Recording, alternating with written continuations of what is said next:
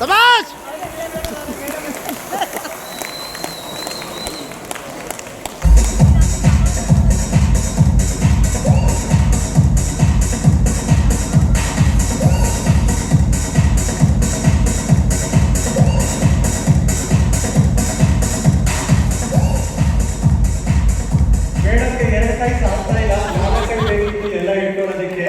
So ಅಷ್ಟು achievement ಮಾಡಿದ್ರು ಮೇಡಮ್ಗೆ ಒಂದು ಜೋರು ಚಪ್ಪಾಳೆ.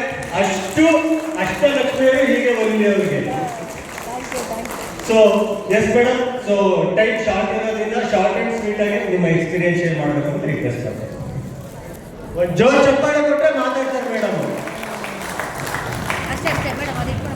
ನಮಸ್ತೆ. ನಮಸ್ತೆ. ನನಗೆ ನಿಜವಾಗಿ ಎಷ್ಟು ಎಕ್ಸೈಟ್ಮೆಂಟ್ ಆಗ್ತಿದೆ, ಎಷ್ಟು ಖುಷಿ ಆಗ್ತಿದೆ ಅಂದರೆ ಅದು ಮಾತೇ ಬರ್ತಾ ಇಲ್ಲ. ತುಂಬಾನೇ ಹ್ಯಾಪಿ. ನನಗೆ ತುಂಬ ವರ್ಷದ ನನ್ನ ಕನಸು ಇವತ್ತು ಒಂದು ಲೇಡಿ ಆಗಿ ಇವತ್ತು ಈ ಒಂದು ಸಾಧನೆ ಮಾಡಿದ್ದೀನಿ. ಅದಕ್ಕೆ ಇಂತ ಮುಂಚೆಯಾಗಿ ನಾನು ಒಂದು ಸಿಂಗಲ್ ಪೇರೆಂಟ್. ಎಲ್ಲರಿಗೂ ಈಗ ನೋಡ್ತಾ ಇದ್ದೀರಾ, ಹಸ್ಬೆಂಡ್ ವೈಫ್ ಫ್ಯಾಮಿಲಿ ಅವರು ಸಪೋರ್ಟ್ ಇದ್ದಾರೆ. ನನಗೆ ಯಾರು ಸಪೋರ್ಟ್ ಇಲ್ಲದೇನೆ, ಸಪೋರ್ಟ್ ಇದೆ ನನಗೆ, ಕಂಪನಿ ಸಪೋರ್ಟ್ ಇದೆ, ಆದರೆ ಫ್ಯಾಮಿಲಿಯಲ್ಲಿ ಯಾರು ಸಪೋರ್ಟ್ ಇಲ್ಲ. ಇವತ್ತು ಆ ಸಾಧನೆ ಮಾಡಿದ್ದೀನಿ ಅಂದರೆ ಇವತ್ತೊಂದು ಹೆಮ್ಮೆ ಅನಿಸುತ್ತೆ ನನಗೆ. ನಿಜವಾಗಿ ಖುಷಿ ಆಗುತ್ತೆ. ಇಲ್ಲಿ ಬಂದಿರೋಂಥ ಪ್ರತಿಯೊಬ್ಬರಿಗೂ ನಾನು ಹೇಳೋದು ಒಂದು, ಇವತ್ತು ನಾನು ಬಿಸ್ನೆಸ್ ವುಮೆನ್ ಆಗಿದ್ದೀನಿ. ಎಂತ ಒಂದು ಹ್ಯಾಪಿ ಅಲ್ವಾ? ಎಲ್ಲ ಲೇಡೀಸ್ಗಳಿಗೂ ನಾನು ಹೇಳ್ತಿರೋದು, ಬೇರೆ ಬಿಸ್ನೆಸ್ ಮ್ಯಾನ್ ಅಲ್ಲ, ಬಿಸ್ನೆಸ್ ವುಮೆನ್ ಆಗೂ ನಾವು ಬೆಳಿಬೋದು ಅಂತ. ಮೊದಲನೇದಾಗಿ ನನಗೆ ಡೈರೆಕ್ಟ್ ಸೆಲ್ಲಿಂಗ್ ಇಂಡಸ್ಟ್ರಿನ ನನಗೆ ನನ್ನ ಕೈಗೆ ಕೊಡಿಸಿದಂಥ ಆ ದೇವರಲ್ಲಿ ನಿಜವಾಗಿ ನಾನು ಚಿರಋಣಿಯಾಗಿದ್ದೀನಿ. ಆ ದೇವರಿಗೆ ಥ್ಯಾಂಕ್ಸ್ ಹೇಳ್ತೀನಿ ಮೊದಲನೇದಾಗಿ. ಹಾಗೆ ನನ್ನ ತಂದೆ ತಾಯಿ ಯಾವಾಗಲೂ ನನ್ನ ಅಪ್ಪ ಅಮ್ಮ ಹೇಳೋರು, ನಮ್ಮ ಅಮ್ಮನೂ ಅದೇ, ನಮ್ಮ ಹೇಗೆ ಅಂದರೆ ನಾನು ತುಂಬ ನನ್ನ ಎಕ್ಸ್ಪೀರಿಯನ್ಸ್ ಹೇಳಲಿಕ್ಕೆ ತುಂಬಾನೇ ಇದೆ, ಆದರೆ ಇವತ್ತು ಆ ಟೈಮ್ ಸಾಧ್ಯ ಇಲ್ಲ. ನೆಕ್ಸ್ಟ್ ಬರೋ ಟೈಮಲ್ಲಿ ನಾನು ಹೇಳ್ತೀನಿ. ಆ ಥರ ಕಷ್ಟದಲ್ಲಿ ಬಂದಂಥ ಲೇಡಿ ಇವತ್ತಿಗೆ ನನ್ನಮ್ಮ ಯಾವಾಗಲೂ ಹೇಳೋರು, ನೀನು ಒಂದಲ್ಲ ಒಂದಿನ ಒಳ್ಳೆ ರೀತಿಯಲ್ಲಿ ಆಗ್ತೀಯಾ, ಬೆಳಿತೀಯಾ, ದೊಡ್ಡ ಮಟ್ಟದಲ್ಲಿ ಇರ್ತೀಯಾ ಅಂತ. ಆ ತಾಯಿಯ ಒಂದು ಆಶೀರ್ವಾದ, ತಂದೆ ತಾಯಿಯ ಆಶೀರ್ವಾದ ಇವತ್ತು ನನ್ನ ಕೈಗೆ ಇವತ್ತು ಸೇರಿದೆ ಅಂತ ಹೇಳಕ್ಕೆ ಇಷ್ಟಪಡ್ತೀನಿ. ನನ್ನ ತಂದೆ ತಾಯಿಗೆ ಇಲ್ಲಿಂದಲೇ ನಾನು ಅವರಿಗೆ ತಲೆಬಾಗಿ ಹೊಂದಿಸ್ತೀನಿ. ಅದ್ರ ಜೊತೆಗೆ ನನಗೆ ಇನ್ನೂ ಒಂದು ದೇವರಾಗಿರುವಂಥ ನಮ್ಮ ಕಂಪನಿಯ ಸಂತೋಷ್ ಬಸವರಾಜ್ ಸರ್ಗೆ ನಾನು ಹಾರ್ಟ್ಫುಲ್ ಥ್ಯಾಂಕ್ಸ್ ಅನ್ನ ಕೇಳಕ್ಕೆ ಇಷ್ಟಪಡ್ತೀನಿ.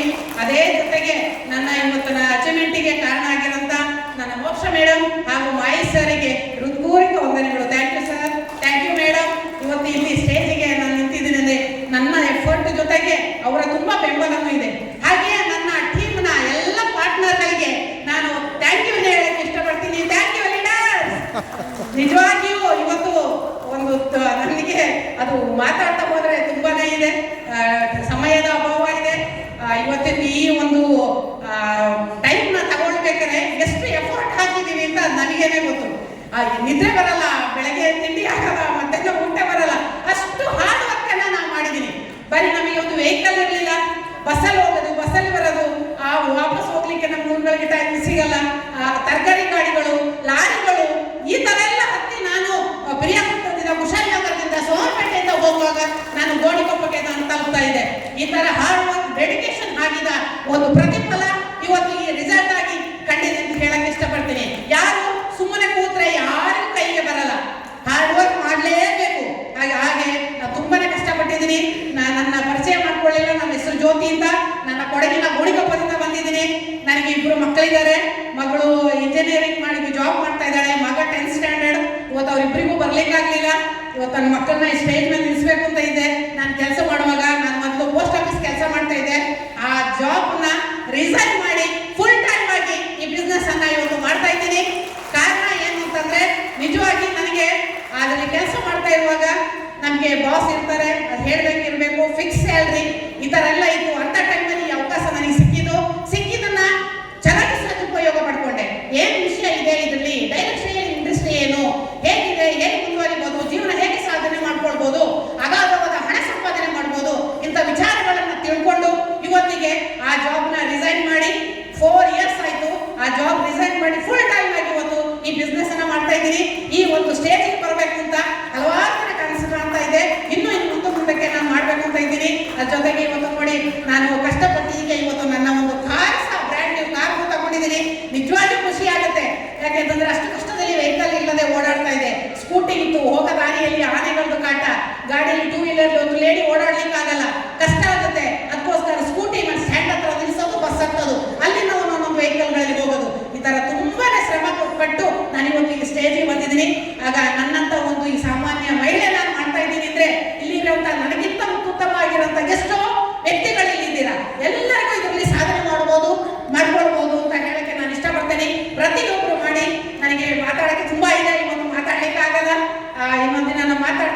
ನೀವೆಲ್ಲರೂ ಇವತ್ತು ಬಂದಿರೋಂಥ ಎಲ್ಲಾ ವ್ಯಕ್ತಿಗಳು ಹೇಳೋದು, ಪ್ರತಿಯೊಬ್ಬರು ನಮ್ಮ ರೈತರ್ಸ್ ಇಂಡಿಯಾ ಎಂತೆಂಥ ವ್ಯಕ್ತಿಗಳಿಗೆ ಅವಕಾಶಗಳು ಕೊಟ್ಟಿದ್ದಾರೆ.